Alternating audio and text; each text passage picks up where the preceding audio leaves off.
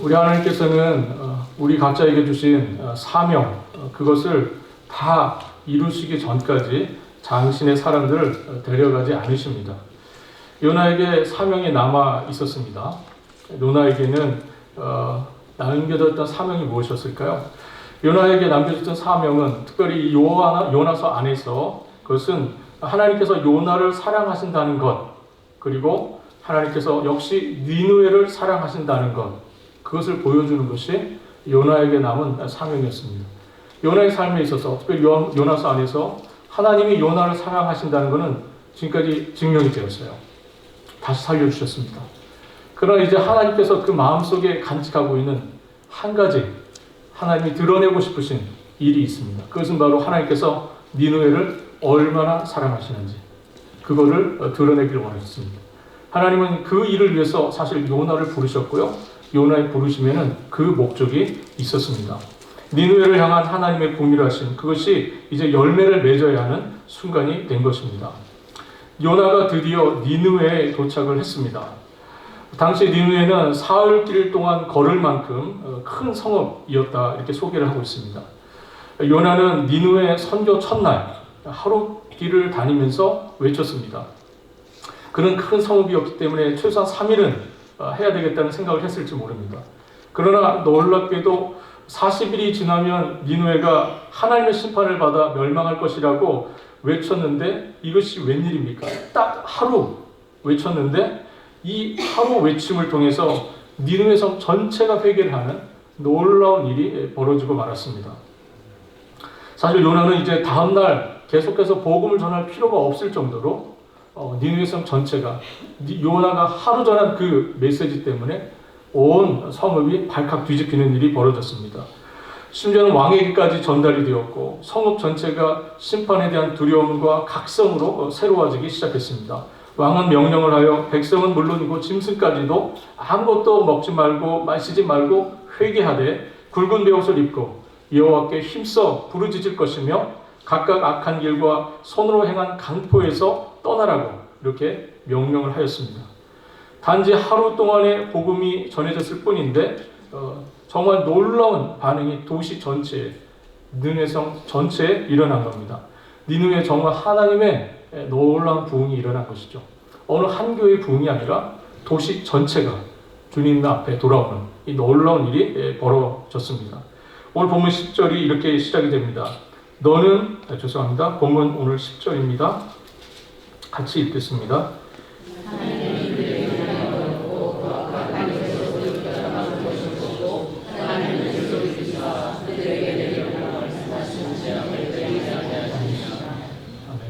하나님께서 뜻을 돌이키셨습니다. 그들이 그 악한 길에서 돌이켜 떠난 것을 보셨기 때문입니다. 하나님이 보신 것은 얄팍한 입술이 아니었고요. 가볍게 짝이 없는 마음이 아니었습니다. 하나님은 그들이 그 행했던 악한 길에서 떠나는 것을 보셨습니다. 그래서 내리겠다고 예비하신 재앙을 거두셨다고 오늘 본문이 기록을 하고 있습니다. 니느웨를 향하신 하나님의 은혜로우시고 자비로우시고 노하기를 더디하시는 인애가 드디어 열매를 맺은 겁니다. 요나서의 주제는 하나님의 긍휼입니다. 요나서의 가장 큰 주제, 그것이 있다면 하나님의 긍휼이죠. 우리가 은혜는 마땅히 받을 자격이 없는 자에게 주시는 하나님의 호의, 그것을 우리가 은혜라고 합니다. 그러면 긍휼은 뭘까요? 긍휼은 마땅히 받아야 할 심판, 마땅히 받아야 할 죄로 인한 저주, 그것을 베풀지 않으시는 호의, 그것이 바로 긍휼이라고 말할 수 있습니다. 그런데 오늘 본문이 이어지는 4장의 내용을 보면 이 문제의 발단이 바로 여기에 있습니다. 하나님의 긍휼, 이것이 문제가 되었어요. 회개를 하고 돌이키는 니느웨 백성들을 보시면서 하나님께서 내리시기로 하신 그 재앙을 거두시고 긍휼을 베푸시는 것이 오늘 본문의 문제가 되었습니다. 하나님의 뜻을 돌이키셨다 하는 이 뜻은 우리가 영어 성경 중 하나 참고해보면 하나님께서 긍휼히 그들을 여기셨다, 그런 뜻입니다. 하나님께서 뜻을 돌이키셨다, 마음을 돌이키셨다, 이 의미가요, 하나님께서 긍휼히 그들을 여기셨다, 그런 의미라는 것이죠. 하나님이 하신 것은 니느웨 백성들에게 긍휼을 베푸신 것이었습니다. 물고기 뱃속에 요나에게 긍휼을 베푸신 것처럼 하나님께서 마찬가지로 니느웨 백성들에게도 긍휼을 베푸셨다 하는 겁니다. 1절로 3절을 우리가 읽어보면 이런 말씀이 기록되어 있습니다. 요나가 매우 싫어하고 성내며. 지금 뭐를 싫어하고 있는 겁니까? 요나가요? 하나님께서 뜻을 돌이키신 것, 하나님께서 긍휼을 베풀어 주신 것, 이것에 대해서 요나가 지금 매우 싫고 그것이 매우 화난다고 말씀을 하고 있습니다. 여호와께 그가 기도합니다. 여호와여, 내가 고국에 있을 때에 이러하겠다고 말씀하지 아니하였나이까? 그러므로 내가 빨리 다시스로 도망하였사오니 주께서는 은혜로우시고 자비로우시고 노하기를 더디하시며 인애가 크시사 뜻을 돌이켜 재앙을 내리지 아니하시는 하나님이신 줄을 내가 알았음이니이다. 여호와여, 원컨대 이제 내 생명을 거두어 가소서. 사는 것보다 죽는 것이 내게 나음이니이다.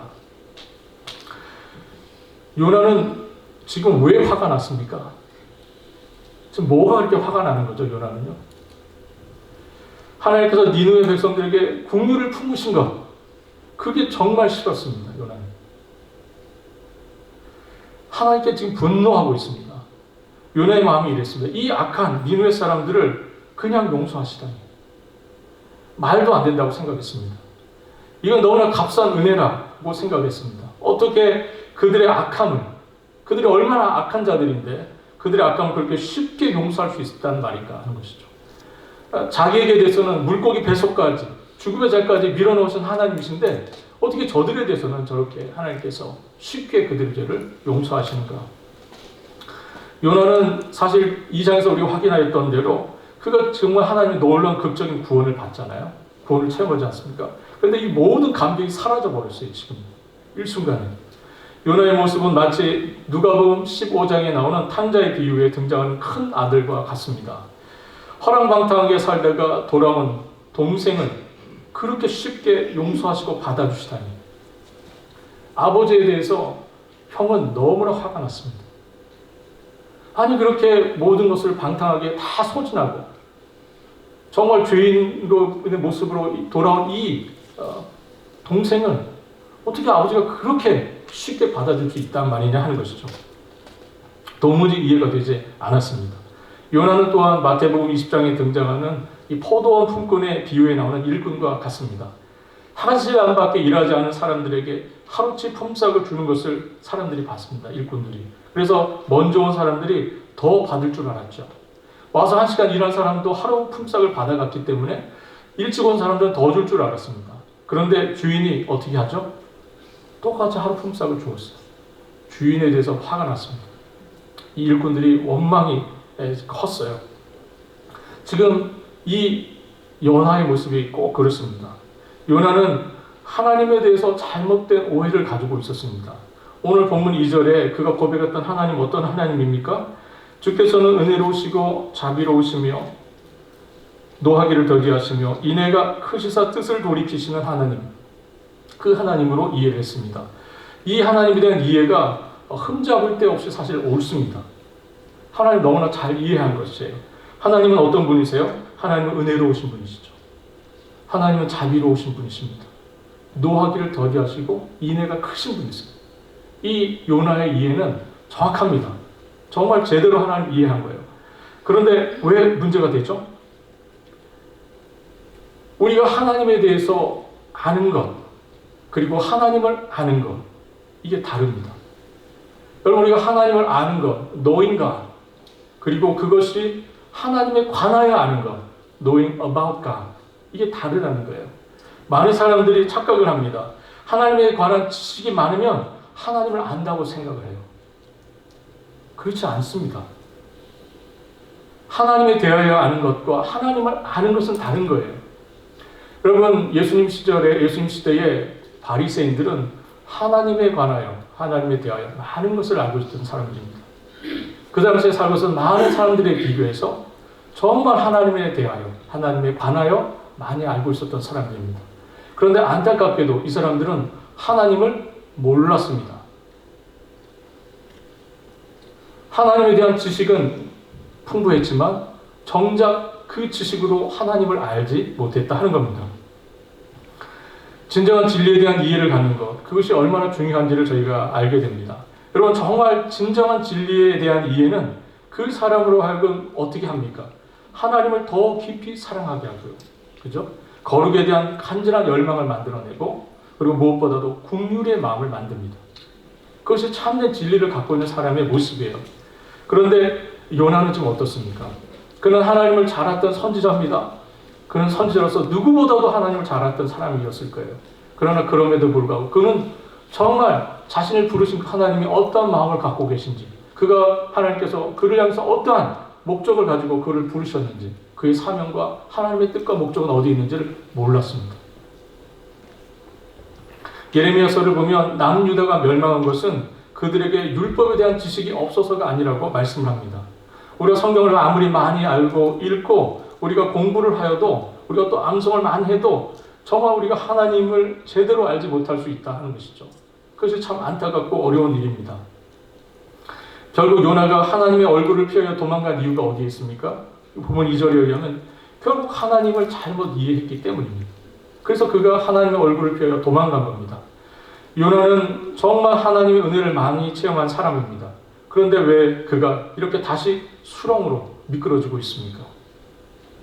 만일 니느웨에 가서 요나가 했던 메시지에도, 요나가 했던 그 메시지에도 만약에 니느웨 사람들이 악을 계속 행하다가 망하게 되면 요나가 어땠을까요?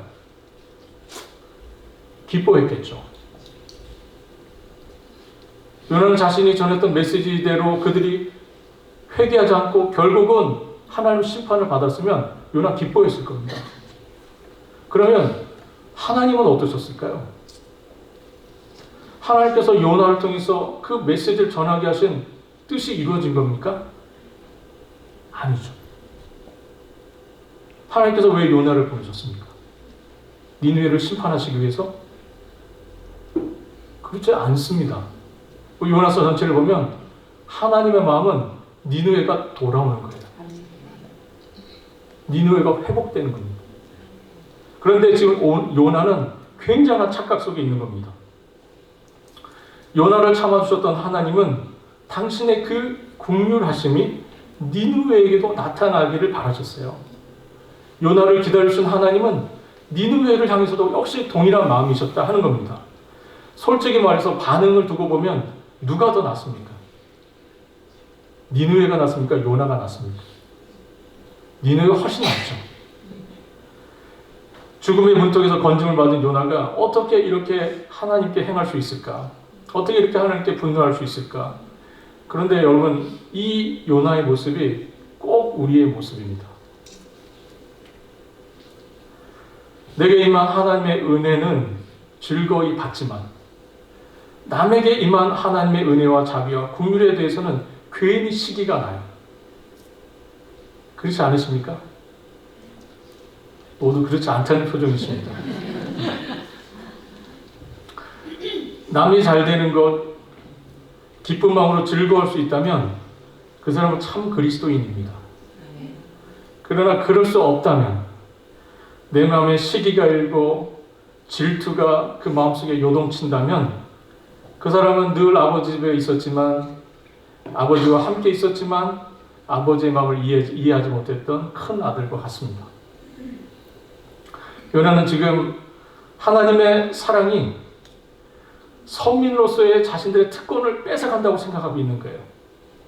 하나님의 이 자비하심이 선민으로서 자신들에게 주어졌던 그 특권을 제거해 가신다고 생각하고 있는 겁니다. 그래서 요나는 지금 매우 불쾌한 상태입니다. 2절과 3절 말씀을 우리가 히브리 성경으로 보시면, 우리가 개역 성경에서는 한 5번 정도로 나와 있지만 이 나라고 하는 단어, 요나가 나 하고 자신을 부르는 이 나라고 하는 단어가요, 이 2절과 3절 두 절에 무려 9번이나 등장합니다. 이것을 보면 요나가 얼마나 이기적인 자기 감정 속에 사로잡혀 있는지, 그 이기적인 자기 감정으로 그가 얼마나 격앙되어 있는지를 우리가 볼 수 있습니다. 니느웨에 임해야 할 하나님의 심판이 하나님의 긍휼하심 때문에 첩외된 것에 대해서 요나는 정말 화가 났습니다. 요나의 항변에 대해서 우리 하나님께서 뭐라고 응답하십니까? 오늘 보면 4절입니다. 여호와께서 이르시되 내가 성내는 것이 옳으냐 하시니라. 너의 성냄이 어찌 합당하냐? 너에게 성낼, 나에게 성낼 그런 권리가 있느냐? 그렇게 묻고 계시는 겁니다. 너가 지금 나한테 화를 내고 있는데 너가 화를 낼 권리가 너에게 있느냐? 이렇게 주님께서 물으신 겁니다. 사실 요나에게는 그런 권리가 있습니까? 없죠. 사실 요나에게는 그런 권리가 없습니다. 요나가 그걸 몰랐을까요? 알았을 겁니다. 그럼에도 불구하고 왜 그가 그렇게 화가 났습니까? 정말 요나의 태도는 너무나 왜곡되어 있습니다. 요나는 하나님의 이 질문에 대해서, 하나님의 이 물음에 대해서 마치 시위라고 하듯이 답도 안 하고요. 그냥 성 밖으로 나가버립니다. 답도 안 해요. 그리고 그냥 성을 나가버립니다. 마치 우리 반항기에 있는 청소년들, 질풍노도의 시기에 있는 이 어린 친구들처럼 그냥 반항하고 나가버리는 겁니다. 요나가 지금. 요나는 사실 어떤 사람입니까? 우리가 3장을 보면 정말 니느웨가 이 요나의 메시지로 단 하루 만에 돌아오는 놀라운 이 부흥을 일으켰던 선지자잖아요. 그런데 그가 지금 분노에 찬 모습으로 니느웨 성 저 동편에 있는 어느 높은 곳에 자리를 잡고요. 지금 뭐 합니까? 어떻게 일이 벌어지는지, 일이 어떻게 되어가는지를 구경하겠다고 지금 이렇게 자리를 잡고 있습니다. 그러니까 구경꾼이 되겠다는 거죠. 여러분, 구경꾼들이 하는 일이 뭡니까? 구경꾼들은 보통 어떻게 하죠? 구경꾼들은 자리를 일단 잡습니다. 그죠? 구경하기 좋은 자리 잡죠. 요나가 지금 딱 그 모습이에요. 그죠? 딱 좋은 자리, 딱 내려다 보이는 곳, 거기에 자리를 잡습니다. 그게 구경꾼이 하는 일입니다. 구경꾼은 그거 외에 하는 일이 없어요. 구경꾼이 되어서 그가 그늘에 앉아서 성읍이 어떻게 되는가를 봅니다. 그리고 자기를 위하여 초막을 하나 짓죠. 이것을 보면 자기를 위하여 초막을 짓습니다. 구경꾼은 항상 자기 중심적입니다. 그죠? 자기를 위해서 무언가를 하는 게 구경꾼의 특징입니다. 구경꾼들에게는 자기 위에는 관심이 없어요. 구경꾼들에게 뭐 역사적 의식을 기대한다든지 아니면 시대적 아픔과 슬픔에 대해서 이야기한다는 것은 웃기는 이야기입니다. 구경꾼들은 그냥 자기가 중요해요. 어떻게 되는지 보는 것이죠. 그냥 보고 즐기는 것, 그것이 구경꾼이 하는 일입니다. 요나는 이제 얼마 남지 않은 이 니느웨가 어떻게 될 것인가를 보기로 작정을 한 겁니다. 하나님께서 내 뜻대로 움직여 주지 않고 있기 때문에, 하나님께서 내 마음대로 지금 해주고 있지 않기 때문에 지금 요나가 뭐 하고 있는 겁니까? 시위하는 거예요. 지금 내 뜻대로 해주셔야 되는데 하나님 좀 내 뜻대로 안 해주고 계시거든요. 화가 납니다. 그렇게 함으로, 이러한 하나님에 대해 시기함으로, 시위함으로 지금 누구를 괴롭히고 있습니까? 요나가 하나님 괴롭히고 있는 겁니다.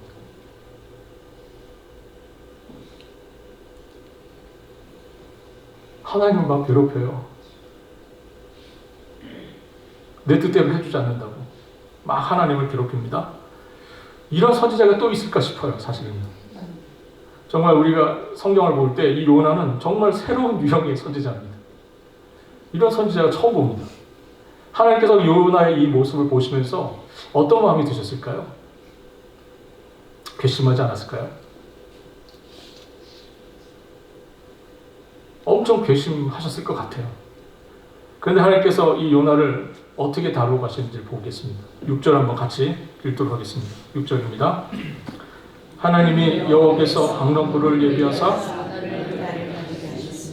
이는 그의 머리 위에 그늘이 지게 하며 그의 괴로움을 가늘게 하려 하심이었더라. 요나가 박농불로 말미암아 크게 기뻐하였더니, 여호와께서 박농불을 예비하사 요나를 가리게 하셨으니 이는 그의 머리를 위하여 그늘이 지게 하며 그의 괴로움을 면하게 하려 하심이었더라.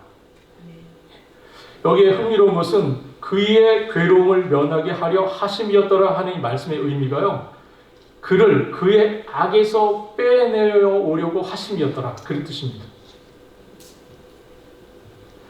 하나님은 요나를 위해서 박랑끌을 준비해 주셨습니다. 그 이유가 어디에 있습니까? 요나를 그의 악으로부터 빼내어 주시려고. 요나가 지금 그 죄를 짓는 그 자리에서 나올 수 있도록 하시기 위해서 그렇게 하고 계신다 하는 겁니다. 결국 이 박넝쿨은 뭡니까? 하나님께서 요나에게 베풀어 주시는 또 하나의 국민의 표시입니다. 요나의 머리에 그늘이 졌고요. 요나는 이 박넝쿨로 인해서 심히 기뻤다고 그렇게 말씀합니다. 요나서에서 요나가 처음 기뻐하는 장면이 등장합니다. 니느웨 사람들이 회개한 것을 보고 기뻐하지 않았어요. 요나는. 한 생명이 회개하고 돌아오는 것은 천하보다도 큰 즐거움과 기쁨을, 천하를 얻는 것보다 더 큰 즐거움이라고 주님 말씀하셨는데 요나는 12만 명이 넘는 이 사람들이 한꺼번에 돌아오는 이 사실에 대해서 전혀 기뻐했다는 이야기가 없습니다. 그런데 지금 자기를 그 그늘을 덮어주는, 자기를 덮어주는 그 박넝쿨 때문에 요나가 무척 좋았다. 무척 기뻤다. 그렇게 말씀을 하고 있습니다. 사실 우리가 기뻐하는 것들이 이런 것들입니다. 하루 만에 자란 박넝쿨처럼 조금 편하면 참 기쁘고요. 돈 좀 있으면 참 기분이 좋고요. 무언가 바라는 것이 이루어지면 참 즐겁습니다. 이게 우리입니다. 이렇게 하루짜리 박넝쿨로 인해서 기뻐했던 요나에게는 하나님의 기쁨이 어디 있는가를 신경 쓸 여력이 없었어요. 자기 즐거움이 도취되어서 하나님의 기쁨이 무엇이고 하나님의 즐거움이 어디에 있고 하나님이 무엇을 원하시는지를 전혀 관심이 없습니다. 요나를 삼킬 만한 큰 물고기를 준비하셨던 하나님께서 박넝쿨을 예비하셨고요. 또 놀랍게도 한 마리의 벌레를 또 예비하십니다. 이 벌레가 단수로 되어 있어요. 벌레 한 마리. 큰 물고기, 박넝쿨, 그리고 벌레 한 마리. 모두 다 하나님께서 요나를 훈련시키기 위한 장치들입니다. 하나님께서 이튿날 새벽에 벌레를 명하여서 박넝쿨을 씹어버리라고 말씀하십니다.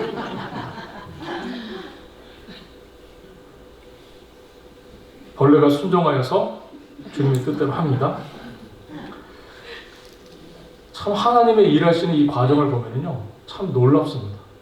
참 하나님 놀랍게 역사하세요. 우리의 기대, 우리의 계획 이런 거 따라갈 수가 없어요. 우리의 지혜가 정말 따라갈 수 없는 하나님의 일하심임을 우리가 보게 됩니다.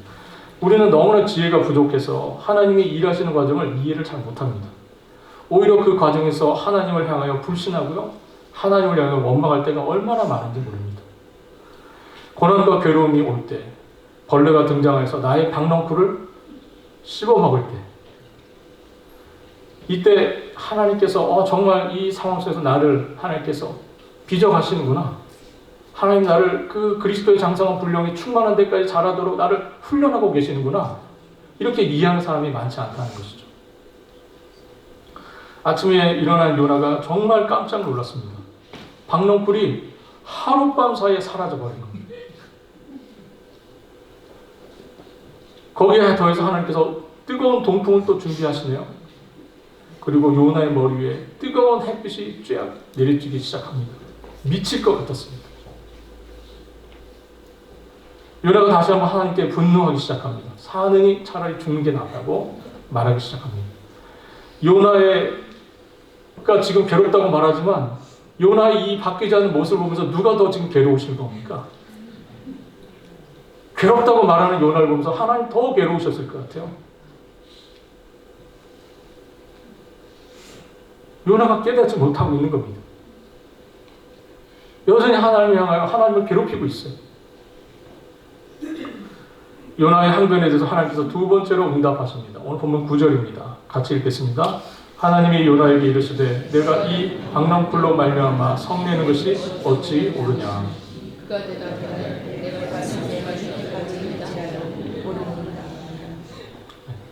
하나님이 요나에게 이르되 내가 이 박넝쿨로 말미암아 성내는 것이 어찌 옳으냐. 하나님은 요나에게 박넝쿨로 인하여 내가 지금 성낼 권리가 내게 있느냐 이렇게 물으시는 겁니다. 요나가 신경이 더욱 날카로워졌습니다. 그리고 더 강팍해져서 첫 번째 항변에는 아예 주님께 대답도 안 하더니 이제는 감히 대답을 합니다. 뭐라고 대답을 합니까? 내가 성내어 죽기까지 할지라도 옳습니다. 지금 요나가 주님, 내게는 성낼 권리가 있다고 막 말하는 겁니다. 그 작은 자신의 위로가 사라진 것에 대해서, 그 박너쿨 하나 사라진 것에 대해서 분노하는 요나. 그는 정말 하나님의 뜻과 의도에 대해서는 전혀 관심이 없습니다. 요나는 지금 니느웨가 내려다보이는 곳에서 억울한 감정을 지금 폭발시키고 있습니다. 우리가 영어 성경 중에 한 번역을 보면 여기에서 그가 울부짖었다고 이렇게 번역을 합니다. 너무나 마음이 상하고 마음이 정말 억울하고 분에 받쳐가지고 막 울고 있는 요나. 그 모습을 우리가 보게 됩니다. 요나는 니느웨를 지금 바라보면서 그러한 모습으로 서 있고요. 그런데 이 모습으로 서 있는 요나의 모습을 보면 우리가 또 한 장면이 우리의 머릿속에 떠오르게 됩니다. 그것은 바로 감람산에서 예루살렘을 내려다 보시면서 서 있던 주님의 모습입니다. 그 예루살렘을 바라보셨던 주님의 모습은 울고 있으셨습니다. 정말 멸망받고 심판받게 될 저 예루살렘, 그곳을 바라보면서 우리 주님께서 눈물을 흘리셨어요. 요나는 니느웨를 바라보면서 회개한 도시가 구원을 얻은 것에 대해서 억울하다고 한탄하며 울고 있었는데, 우리 주님은 회개하지 않는, 그래서 하나님의 심판을 받을 수밖에 없는 예루살렘, 그 문 영혼들, 목자 없는 양과 같이 유리방하는 그 불쌍한 백성들, 그 영혼들을 바라보면서 우리 주님 울고 계셨습니다. 정말 우리에게 필요한 것이 뭡니까? 우리에게 필요한 것은 열정이라기보다는 정말 우리에게 필요한 것은 긍휼히 여기는 마음입니다. 정말 우리의 마음속에 그것이 필요합니다. 결국 요나는 자기 열심과 자기 감정에 복받쳐서 울었지만 우리 주님은 정말 그 영혼들을 바라보면서 안타까운 마음, 긍휼히 여기는 그 마음 때문에 눈물을 흘리셨다 하는 겁니다. 오늘 본문 마지막 10절과 11절 말씀 한번 같이 읽어보도록 하겠습니다. 여호와께서 이르시되 내가 수고도 아니하였고 재배도 아니하였고 하룻밤에 났다가 하룻밤에 날라버린 이 박넝쿨을 아꼈거든. 하물며 이 큰 성읍 니느웨에는 좌우를 분별하지 못하는 자가 12만 영명이요 가축도 많이 있나니 내가 어찌 아끼지 아니하겠느냐 하시니라. 여러분들, 그리스도인의 비극은 자신이 소중히 여기는 가치, 그것과 하나님이 귀히 여기는 가치가 서로 다를 때 일어납니다. 여러분들이 소중하게 생각하는 것에 대한 그 마음속에 있는 것, 그리고 정말 하나님께서 귀하게 생각하시는 것, 이것이 다를 때 그리스도인의 비극이 시작되는 겁니다. 여러분들이 소중히 여기는 것, 하나님이 귀하게 여기는 것이 되기를 바랍니다. 하나님께서 귀하게 여기시는 것, 여러분이 소중히 여기시길 바라요. 여러분들의 기대와 하나님에게 기대가 다르면 그때부터 불행이 시작됩니다. 여러분들은 무엇을 중요한 가치로 여기고 살아가십니까? 그것이 정말 하나님이 동의해 주시는 겁니까?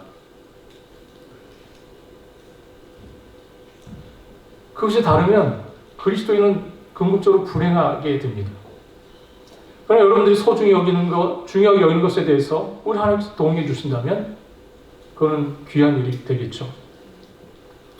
여러분, 요나가 귀중히 여긴 것은 뭐였습니까? 요나를 정말 기쁘게 했던 건 뭡니까? 박넝쿨이었습니다.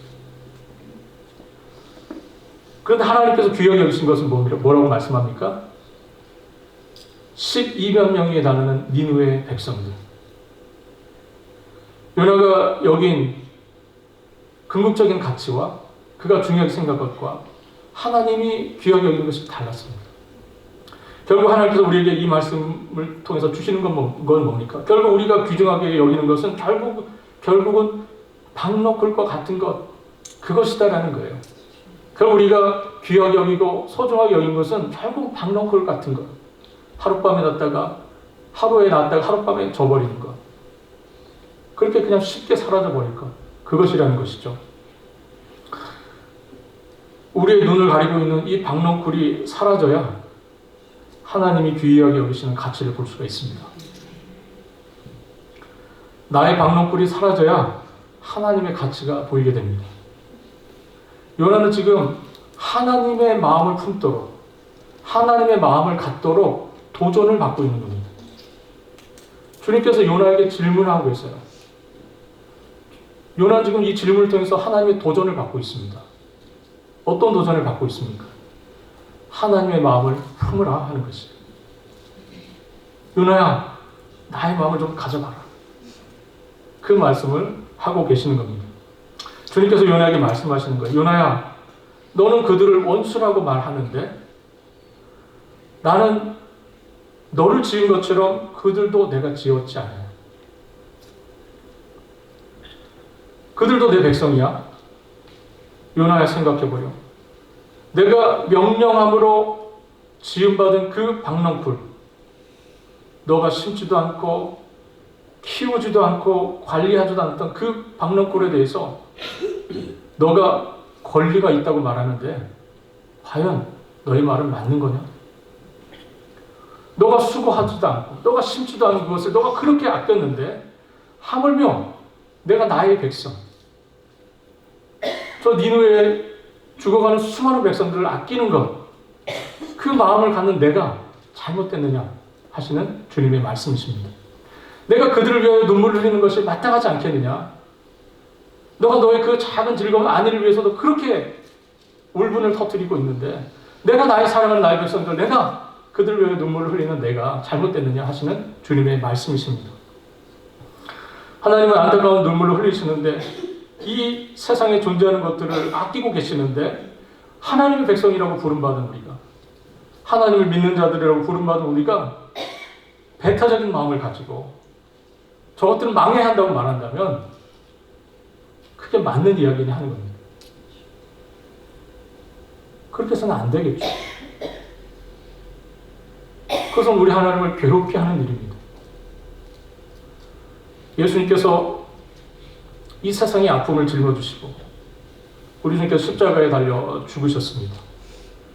우리 주님 다니셨을 때 많은 이들이 주님을 조롱했습니다. 주님이 이 세상에 모든 질고를 지고 십자가에 달리셨는데 많은 사람들이 주님을 조롱하고 비난했습니다. 그들을 향해서 우리 주님께서 뭐라고 말씀하십니까? 저들에게 천벌을 내려주십시오 그럽니까? 그렇지 않죠. 주님 불쌍히 여겨달라고. 그들은 지금 저들이 하고 있는 일, 자신들이 하고 있는 일에 대해서 알지 못하고 있다고 주님 그렇게 하나님 아버지께 간구하십니다. 불쌍히 여겨달라고. 저들을 긍휼히 여겨달라고. 저들은 지금 자신들이 하는 것을 알지 못하고 있다고 우리 주님께서 그렇게 기도하셨습니다. 사랑하는 성도 여러분, 정말 우리에게 필요한 건 뭡니까?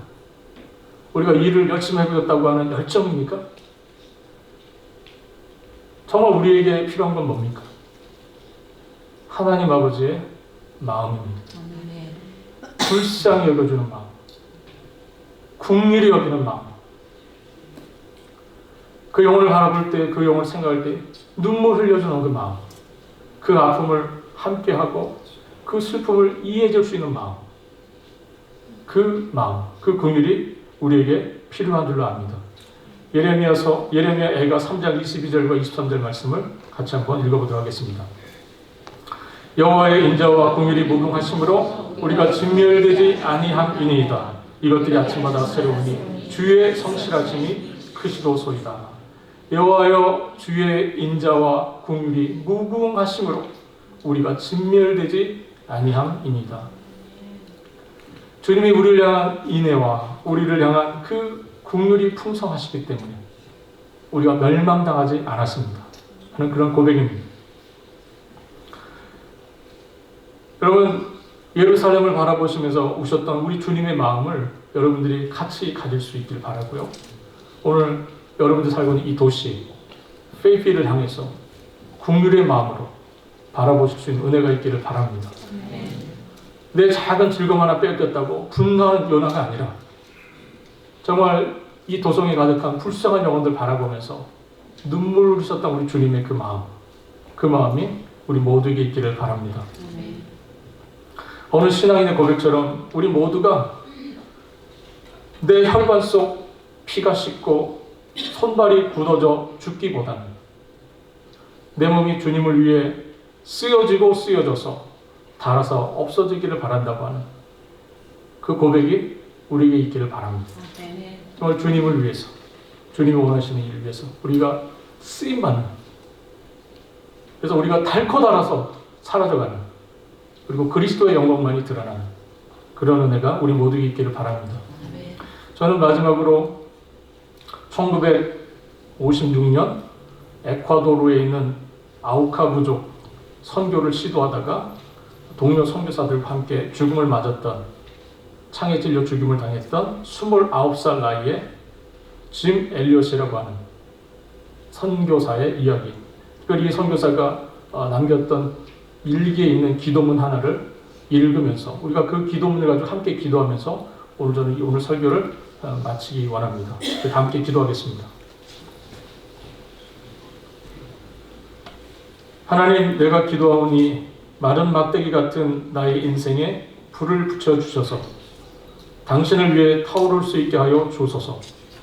나의 하나님, 내 인생은 당신의 것이오니 당신을 위해 소모되는 인생이 되게 하옵소서. 나는 오래 살기를 원치 않습니다.